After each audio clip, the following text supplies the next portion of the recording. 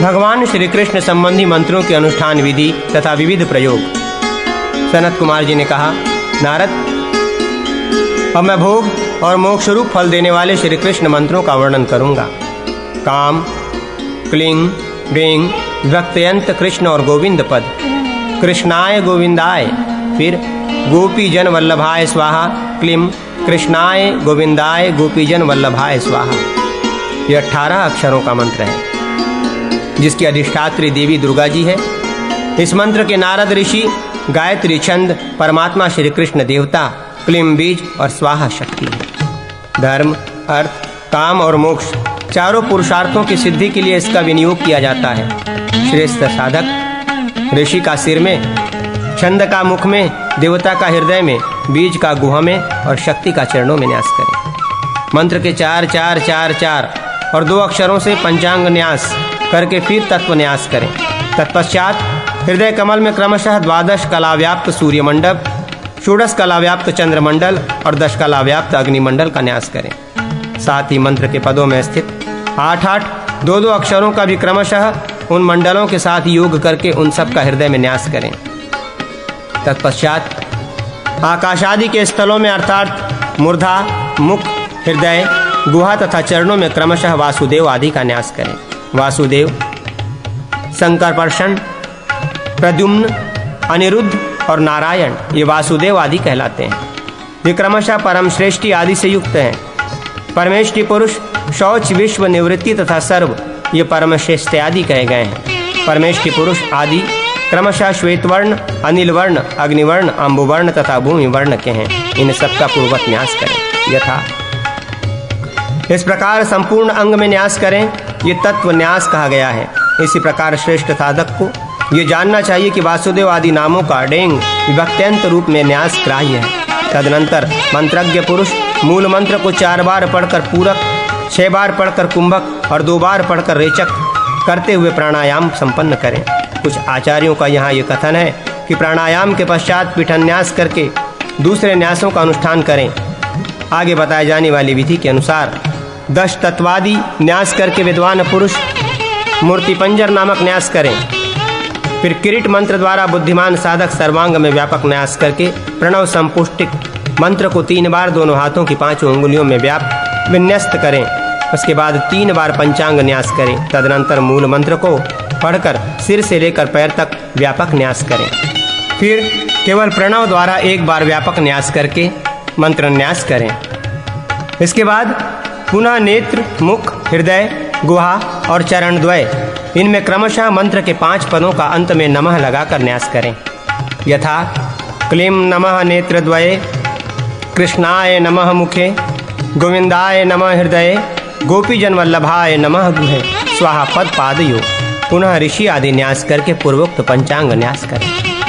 अब मैं सब न्यासों में उत्तमोत्तम परहगुह्य न्यास का वर्णन करता हूँ, जिसके विज्ञान मात्र से मनुष्य जीवनोन्मुख तथा अणिमा आदि 8 सिद्धियों का अधीश्वर हो जाता है, जिसकी आराधना से मंत्रोपासक श्री कृष्ण का सानिध्य प्राप्त कर लेता है। प्रणवादि व्याहितों से संपुटिक मंत्र का और मंत्र से संपुटित प्राणवादि का तथा गायत्री से संपुटिक मंत्र का और मंत्र से संपुटिक गायत्री का मात्रका स्थल में न्यास करें। मात्रिका संपुटिक मूल का और मूल से संपुटिक मात्र का वर्णों का श्रेष्ठ साधक क्रमशः न्यास करें। विद्वान पुरुष पहले मात्र का वर्णों का नियत स्थल में न्यास कर लें, उसके बाद पूर्वोक्त न्यास करने चाहिए। इस तरह उपर्युक्त 6 प्रकार के न्यास करें। ये षोडन्यास कहा गया है। इस श्रेष्ठ न्यास के अनुष्ठान से साधक साक्षात भगवान श्री कृष्ण के समान हो जाता है। न्यास से संपुटिक पुरुष को देखकर सिद्ध, गंधर्व, किन्नर और देवता भी उसे नमस्कार करते हैं। फिर इस भूतल पर मनुष्यों के लिए तो कहना ही क्या है। तत्पश्चात ओम नमः सुदर्शनाय अस्त्राय फट इस मंत्र से दिग्बंध करें। इसके बाद अपने हृदय में संपूर्ण अभिष्ट वस्तुओं को देने वाले इष्ट देव का इस प्रकार ध्यान करें। मंत्रोपासक एकाग्र चित्त होकर श्री वृंदावन का चिंतन करें, जो शुभ एवं सुंदर हरे भरे वृक्षों से परिपूर्ण तथा शीतल है। उन वृक्षों की शाखाएं खिले हुए कुसुम समूहों के भार से झुकी हुई है। उन पर प्रफुल्ल मंजरियों से युक्त विकसित लता वल्लरियां फैली हुई हैं। वे वृक्ष झड़ते हुए पुष्प पराग रूप धूमिकणों से संपूर्ण दिशाओं को सुवासित करते रहते हैं वहाँ खिलते हुए नूतन कमल वनों से निकलती मधुधाराओं के संचय से लुभाए अंतःकरण वाले भ्रमरों का समुदाय मनोहर गुंजार करता रहता है। हंस, कोकिल, शुक और पारावत आदि पक्षियों का समूह बारंबार कलरव करते हुए वृंदावन को कोलाहल पूर्ण किए रहता है। चारों ओर नृत्य करते मोरों के झुंड से वो वन अत्यंत मनोरम जान पड़ता है। कालिंदी की चंचल लहरों से नीर बिंदुओं को लेकर मंद मंद गति से प्रवाहित होने वाली शीतल सुखद वायु प्रफुल्ल पंकजों के पराग पुंज से धूसर हो रही है। ब्रज सुंदरियों के मृदुल वसनांचलों व चंचल किए देती है और इस प्रकार मन में प्रेमोन्माद का उद्दीपन करती हुई वो मंद वायु वृंदावन का निरंतर सेवन करती रहती है। उस वन के भीतर एक अत्यंत मनोहर कल्प वृक्ष का चिंतन करें, जिसके नीचे सुवर्णमयी वेदी पर परम उत्तम रत्नमय पीठ शोभा पाता है। वहाँ की प्राणंग भूमि भी रत्नों से आबद्ध है। उस रत्नमय पीठ पर लाल रंग के अष्टदल कमल की भावना करें, जिसके मध्य भाग में श्री मुकुंद विराजमान हैं। उनके स्वरूप का इस प्रकार ध्यान करें। उनकी अंग कांति विकसित नील कमल के समान श्याम है। वे मोर पंख का मुकुट पहने हुए हैं। कटिभाग में पीताम्बर शोभा पा रहा है। उनका मुख चंद्रमा को लज्जित कर रहा है। नेत्र खिले हुए कमलों की शोभा छीने लेते हैं। उनका संपूर्ण अंग कौस्तुभ मणि की प्रभा से उद्भासित हो रहा है। वक्षा स्थल में श्रीवत्स का चिन्ह सुशोभित है। वे परम सुंदर दिव्य आभूषणों से विभूषित हैं। ब्रज सुंदरियां मानो अपने नेत्र कमलों के उपहार से उनकी पूजा करती हैं। गौवें उन्हें सब ओर से घेर कर खड़ी हैं। गोपवृंद उनके साथ हैं और वे वंशी बजा रहे हैं। विद्वान पुरुष भगवान का चिंतन करें। बुद्धिमान साधक इस तरह ध्यान करके पहले 20,000 मंत्र जप करें, फिर एकाग्र चित्त हो अरुण कमल कुसुमों की दशांश आहुति दें। तत्पश्चात समाहित होकर मंत्र सिद्धि के लिए 5 लाख जप करें। लाल कमलों की आहुति देकर साधक संपूर्ण सिद्धियों का स्वामी हो जाता है। पूर्वोक्त वैष्णव पीठ पर मूल मंत्र से मूर्ति निर्माण करके उसमें गोपीजन मनोहर श्याम सुंदर श्री कृष्ण का आह्वान पूजन करें।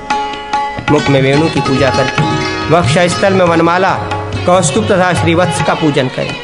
इसके बाद पुष्पांजलि चढ़ावें। तत्पश्चात बुद्धिमान उपासक देवेश्वर श्री कृष्ण का चिंतन करते हुए उनके दक्षिण भाग में श्वेत चंदन चर्चित श्वेत तुलसी को तथा वाम भाग में रक्त चंदन चर्चित लाल तुलसी को समर्पित करें। इसके बाद 2 अश्वमार कनेर पुष्पों से उनके हृदय और मस्तक की पूजा करें। तदनंतर शीर्ष भाग में विधिपूर्वक 2 कमल पुष्प समर्पित करें।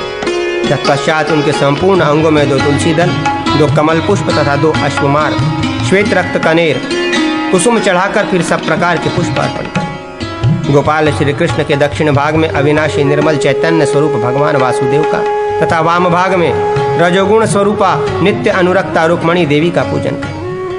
इस प्रकार गोपाल का भलीभांति पूजन करके आवरण देवताओं की पूजा करें। दाम, सुदाम, वसुदाम और किंकिणी इनका क्रमशः पूर्व, दक्षिण, पश्चिम और उत्तर में पूजन करें। दाम आदि शब्दों के आदि में प्रणव और अंत में डेंग विभक्ति तथा नमः पद जोड़ने चाहिए। यथा ओम दामाय नमः इत्यादि। यदि दाम शब्द नान्त हो तो दाग्न में नमः ये रूप होगा। अग्नि, नैऋत्य, वायव्य तथा ईशान कोणों में क्रमशः हृदय, सिर, शिखा तथा कवच का पूजन करके संपूर्ण दिशाओं में अस्त्रों का पूजन करें। फिर 8 दलों में रुक्मिणी आदि पटरानियों की पूजा करें। रुक्मिणी, सत्यभामा, नागनिजीति, सुविंदा, मित्रविंदा, लक्ष्मणा, जाम्बवती तथा सुशीला ये सब की सब सुंदर सुरम्य एवं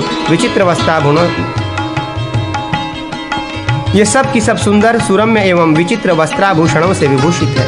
तदनंतर अष्टदलों के अग्रभाग में वसुदेव देवकी, नंद, यशोदा, बलभद्र, सुभद्रा तथा गोप और गोपियों का पूजन करें। इन सब के मन, बुद्धि तथा नेत्र गोविंद में ही लगे हुए हैं। दोनों पिता वसुदेव और नंद क्रमशः पीत और पांडु वर्ण के हैं। माताएं देवकी और यशोदा दिव्यहार, दिव्य वस्त्र, दिव्यांगराग तथा दिव्य आभूषणों से विभूषित हैं। दोनों ने चरु तथा चीर से भरे हुए पात्र ले रखे हैं। देवकी का रंग लाल है और यशोदा का श्याम। दोनों ने सुंदर हार और मणिमय कुंडलों से अपने को विभूषित किया है। बलराम जी शंख तथा चंद्रमा के समान गौर वर्ण के हैं। वे मूसल और हल धारण करते हैं। उनके श्री अंगों पर नीले रंग का वस्त्र सुशोभित होता है। हलधर के एक कान में कुंडल शोभा पाता है। भगवान की जो श्यामला कला है वही भद्र स्वरूपा सुभद्रा है। उसके आभूषण भी भद्र मंगल रूप है। सुभद्रा जी के एक हाथ में वर और दूसरे में अभय है। वे पीताम्बर धारण करती हैं। गोपगणों के हाथ में वेणु, वीणा, सोने की छड़ी, शंख और सिंह आदि है। गोपियों के कर कमलों में नाना प्रकार के खाद्य पदार्थ हैं। इन सब के बाह्य भाग में मंदार आदि कल्प वृक्षों की पूजा करें। मंदार, संतान, पारिजात, कल्प वृक्ष और हरिचंदन, यही उन वृक्षों के नाम हैं। उक्त 5 वृक्षों से 4 की चारों दिशाओं में और एक की मध्य भाग में पूजा करके उनके बाह्य भाग में इंद्र आदि दिक्पालों और उनके वज्र आदि अस्त्रों की पूजा करें। तत्पश्चात श्री कृष्ण के 8 नामों द्वारा उनका जयन करना चाहिए। वे नाम इस प्रकार के हैं: कृष्ण, वासुदेव, देवकी नंदन, नारायण, यदुश्रेष्ठ, वार्ष्णेय, धर्मपालक तथा असुराक्रांत, भूभारहारी। विद्वान पुरुषों को संपूर्ण कामनाओं की प्राप्ति के लिए तथा संसार सागर से पार होने के लिए इन आवरणों सहित असुरारी श्री कृष्ण की आराधना करनी चाहिए। अब मैं भगवान श्री कृष्ण के त्रिकाल पूजन का वर्णन करता हूँ, जो समस्त मनोरथों की सिद्धि प्रदान करने वाला है। एक सुंदर उद्यान में घिरी हुई सुवर्णमय भूमि पर रत्नमय मंडप बना हुआ है। वहां शोभायमान कल्प वृक्ष के नीचे स्थित रत्न निर्मित कमलयुक्त पीठ पर एक सुंदर शिशु विराजमान है, जिसकी अंग कांति इंद्रनील मणि के समान श्याम है। उसके काले काले केश चिकने और घुंघराले हैं। उसके मनोहर कपोल हिलते हुए स्वर्णमय कुंडलों से अत्यंत सुंदर लगते हैं। उसकी नासिका बड़ी सुघड़ है। उस सुंदर बालक के मुखारविंद पर मंद मुस्कान की अद्भुत छटा छा रही है। वो सोने के तार में गुथा और सोने से ही मढ़ा हुआ सुंदर बगनखा धारण करता है, जिसमें परम उज्ज्वल चमकीले रत्न जड़े हुए हैं। गोधूली से धूसर वक्ष स्थल पर धारण किए हुए स्वर्णमय आभूषणों से उसकी दीप्ति बहुत बढ़ी हुई है। उसका एक एक अंग अत्यंत पुष्ट है। उसकी दोनों पिंडलियों का अंतिम भाग अत्यंत मनोहर है। उसने अपने कटिभाग में घुंघरूदार करधनी की लड़ बांध रखी है, जिससे मधुर झनकार होती रहती है। खिले हुए बंधुजीव दोपहरिया के फूल की अरुण प्रभा से युक्त करारविंद और चरणारविंद की उदार कांति से सुशोभित वो शिशु मंद मंद हंस रहा है। उसके दाहिने हाथ में खीर और बाएं हाथ में तुरंत का निकाला हुआ माखन ले रखा है। ग्वालों, गोप सुंदरियों और गौओं की मंडली में स्थित होकर वो बड़ी शोभा पा रहा है। इंद्र आदि देवता उसके चरणों की समाराधना करते हैं। वो पृथ्वी के भारभूत दैत्य समुदाय पूतना आदि का संहार करने में लगा है।